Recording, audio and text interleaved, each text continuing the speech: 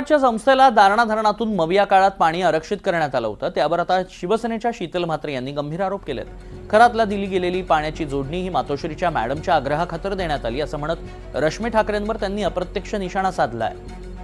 शीतल म्हात्रेंनी काय ट्विट करत आरोप केलेत पाहूयात. खरातला दिलेल्या पाण्याची जोडणी मातोश्रीच्या मॅडमच्या आग्रहाखातर दिली होती म्हणे. उबाठाला हा प्रश्न विचारलाच पाहिजे.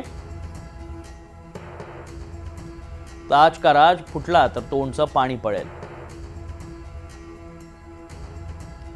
Kharat files hashtag. उबाठाला हा प्रश्न विचारलाच पाहिजे.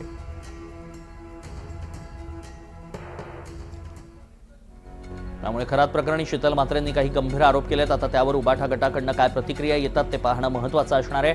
ताज का राज फुटला तर तोंडचं पाणी पडेल असं म्हणत शीतल म्हात्रे यांनी थेट रश्मी ठाकरे यांच्या अप्रत्यक्षरित्या निशाणा साधल्याचं पाहायला मिळतंय.